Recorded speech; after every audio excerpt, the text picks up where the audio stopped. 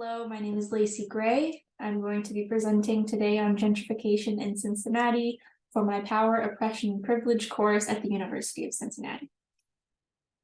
First, let's talk about what gentrification is. It's sort of like a process. For the process to begin, it needs a low-income area to manifest itself in. In that low-income area, you'll see an influx of wealthier people buying homes, land, buildings, or businesses. These purchases will turn into renovations, and that will bring in more higher income folks to the area as consumers and potential buyers to feed that process. Both of these steps in the process feed off of one another, meaning that one tends to increase the likelihood of the other.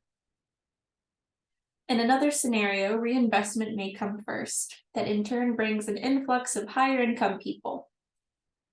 So for example, in the 1970s in the United States, we had an increased immigration, and we also had a big wave of baby boomers searching for affordable housing. The more cost-effective way to build more affordable housing was to invest in low-income cities and build there. The problem with this is that these areas were not vacant. People already lived there. So the current tenants are then displaced because the property values of their neighborhood have increased, the businesses become too expensive for them to shop, and a clear cultural divide is created. So the two boxes in the middle really capture what gentrification is, and the box on the right refers to the outcome of gentrification, which is always displacement. Revitalization is sort of the antithesis to gentrification. It refers to the process of reinvesting in a declining community while centering the longtime residents and their goals and aspirations for that community. And we can see a few clear differences. Because surely some communities in big cities need a little TLC and reinvestment. So how do we rejuvenate a community without gentrifying it? Here I've listed some core differences between gentrification and revitalization broken down into three main points. Gentrification, the outcome is always displacement, like I've said. Revitalization, we want to avoid displacement at all costs by centering the current residents, listening to their voices, making sure they're involved in whatever the neighborhood becomes after the process of revitalization. Number two, for gentrification, the intention is always to bring in revenue from outsiders from a higher socioeconomic status, like investors, tourists, people to buy and flip homes, people to buy and rent out Airbnbs, things like that.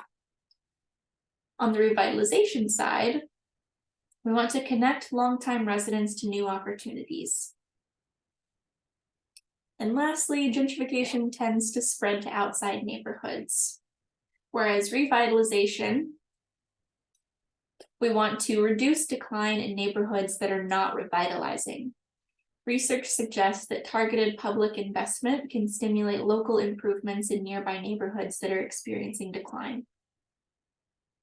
Some necessary things to consider when you are revitalizing a community. You must connect local residents to new employment opportunities to ensure that they have somewhere to work after this process is over. We want to connect small businesses with technological assistance and capital to ensure their success.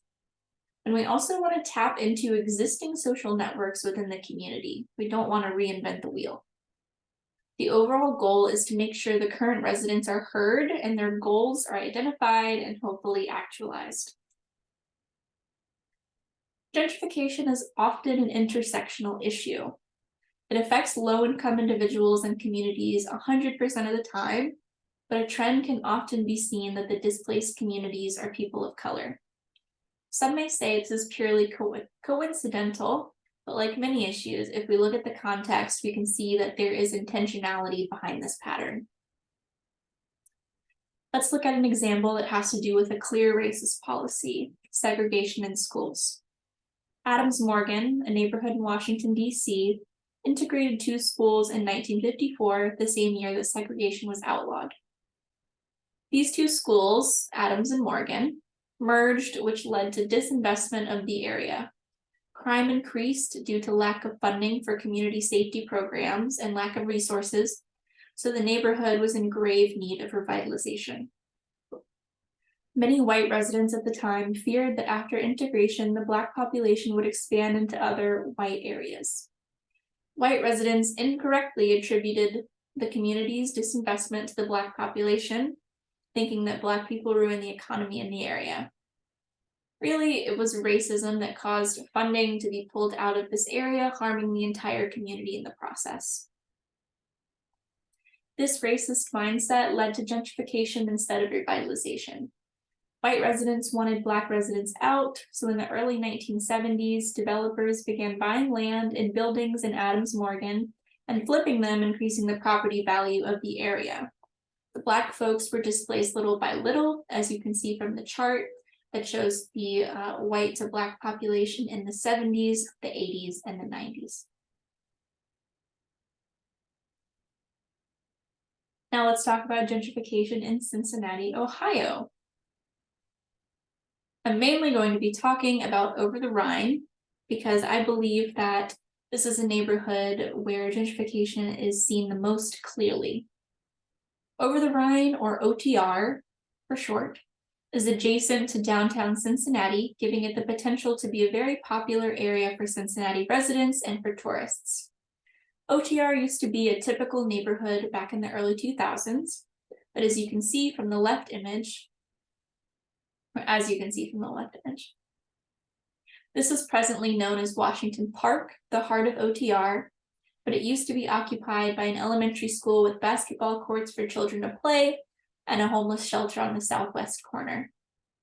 The Washington Park website states that OTR was experiencing disinvestment, much like Adams Morgan neighborhood in DC, so the city claims to have revitalized it by spending $48 million from 2008 when planning commenced to 2012 when the project was completed. The picture on the right side is what we know today as Washington Park, after the destruction of the school and homeless shelter that used to reside there. The Washington Park website says nothing about these institutions that were destroyed to make way for the new park. Washington Park currently hosts over 500 annual events, complete with pay-to-park garages and a submission fee if you choose to host an event in the space. So the question is, Washington Park claims to have revitalized the area. Was it revitalization? Let's look at some data and draw some conclusions. Since I have not run any statistical analyses, these conclusions are hypothetical, but they are based in theory that I have stated and will state in the following slides in this presentation. So I've pulled the US Census data for the years 2010 and 2020. I chose these years because the Washington Park construction began in 2011 and was completed by 2012. So with these two data sets, we can see right before the project happened and almost 10 years into the future to see what kind of effects it had on the community. Firstly, we can see that the total population decreased a little in the last 10 years, only by about 500 individuals. So this isn't a very significant number, likely. Next, we can see what I would consider to be a significant number. We see the white population doubling since 2010 to 2020. White means that they identify as completely of the white race. Mixed but primarily white means that they identify as mixed but primarily with the white race. And a statistic that I find a little more troubling is that we see the opposite in the Black or African American community. The Black community has severely decreased over the last 10 years, not quite halved, but pretty close. And lastly, we see that poverty per household has increased, pretty much doubled, which I find very interesting because on their website, Washington Park says that they started this whole project to combat the relocation of residents due to the loss of jobs during Prohibition. This revitalization project was supposed to fight the poverty rate in the area, but we can see it really hasn't done that. So to restate, we've seen an increase in the white population over the last 10 years, a decrease in the Black population, and an increase in poverty rate. Based on these facts, I can say with confidence that OTR was not revitalized, it was gentrified. I hypothesize that it very well had to do with the Black population in the area, as well as the city wanting to bring in more revenue because they noticed that OTR had the potential to be an extension of downtown Cincinnati. If we return to this slide, we can point out the ways in which OTR was gentrified and not revitalized. One, many Black people in particular were displaced over the course of 10 years, from 2010 to 2020.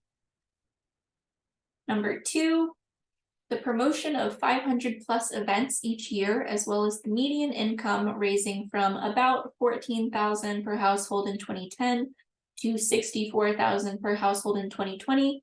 Not something that we looked at in the previous slide, but is true according to the census. These two things indicate to me that the intention behind this project was to bring in revenue from people who are of a higher socioeconomic status than the longtime residents of OTR before this project started. And lastly, touching on the third point, literature suggests that this OTR style gentrification is spreading to other neighborhoods like Walnut Hills, because what is happening is nearby neighborhoods are seeing the economic success that OTR is having, and they're holding themselves to that standard for economic success in their own neighborhoods. So they're trying to replicate what OTR has done. I think that Jess Linz, a researcher at the University of Kentucky, sums it up perfectly by saying, through some call for inclusivity and redevelopment, the central objective of their work is to spur economic activity, not to protect the population of existing residents. So why do we choose to gentrify over revitalize if we know that the outcome is displacement for large groups of people? Historically, the group with the most political power and social capital in the United States, or the dominant group, has maintained the status of the process of dehumanizing and exploiting vulnerable groups. In the US, the dominant group has always been white, wealthy people. To protect their wealthy status, they have made vulnerable groups into scapegoats for societal problems such as high crime rates, drug use, and poverty, among other things. This can be seen in the war on drugs, where Black folks are blamed for America's drug problem and therefore incarcerated at higher rates for drug use. By perpetuating this rhetoric that marginalized groups are dangerous or lazy, the dominant group furthers the psychological and geographical distance between them and the marginalized groups. This distance is necessary for the exploitation of these groups by using their low-income neighborhoods as a cheap way to make money through building houses or chain stores. And eventually, gentrification pushes marginalized groups out of the picture completely, displacing them, creating white-only spaces that uphold the standards of white supremacy in the US today. So not everyone, not all white people, are of the wealthy or elite class. So why do they engage in these practices that protect the wealthy and elite white class? Why do we take their side at all? I've proposed 3 reasons that are interconnected in some ways, but the simplest of reasons is white privilege. White Americans benefit from the exploitation of marginalized groups, even if some white Americans benefit more than others. Whether we know it or not, whether we like it or not, white people are enjoying the benefits from white privilege at the expense of people of color and marginalized people. Gentrification supports and upholds the white supremacy culture in the United States that allows white Americans to keep their white privilege. Secondly, we view racism and poverty as an individual level problem when it's really a systemic problem. The individual difference model ignores social context and unjust systems to attribute social or economic growth or deficits to individual differences. This is advantageous to the dominant group in 2 ways. 1, they are allowed to ignore systematic failures and not feel the guilt and burden of responsibility when addressing social issues like poverty and racism. And 2, they feel a sense of success for achieving social or class status without any visible help, because white privilege is invisible. The dominant group feels absolved from complicity in the unjust system, and they gain reassurance that their advantages are a legitimate product of their own effort. And for example, poor people are poor because of something that they did, not because of a greater systemic reason. When someone who believes in the individual difference model is fed the rhetoric that Black people do drugs or are more likely to commit crimes, they would most likely want to put distance between themselves and the Black community that they believe to be as dangerous. Lastly, I propose systems justification theory as why more people do not speak out against gentrification. Systems justification theory is an ideological acceptance of the legitimacy of the existing system, such as the colonial process of displacing poor people and people of color. Privilege of race or class means that you can accept things as they are without being at risk of homelessness, violence, or discrimination. White and or wealthy people have the privilege to not question this current system of displacement because they are so far removed from it, they only see the benefits and can willfully ignore the consequences. A reason is proposed as to why marginalized populations do not speak out more against this issue, which is the internalization of inferiority, or when one takes on and internalizes the devalued role assigned to them in a hierarchical system. While I do think that this theory holds water, a lot of water historically, I think that we are seeing more and more resistance from devalued groups in the United States. We just have to intentionally listen to their voices. So I've linked some interviews and articles in the learning guide in the description of this video where people of color speak out against gentrification. So I suggest that you go listen to them talk about it as well. I want to thank you for watching and also encourage you to be more cognizant of what's happening in your own neighborhood. Remember to uplift marginalized voices and use your own voice for good. Thank you very much.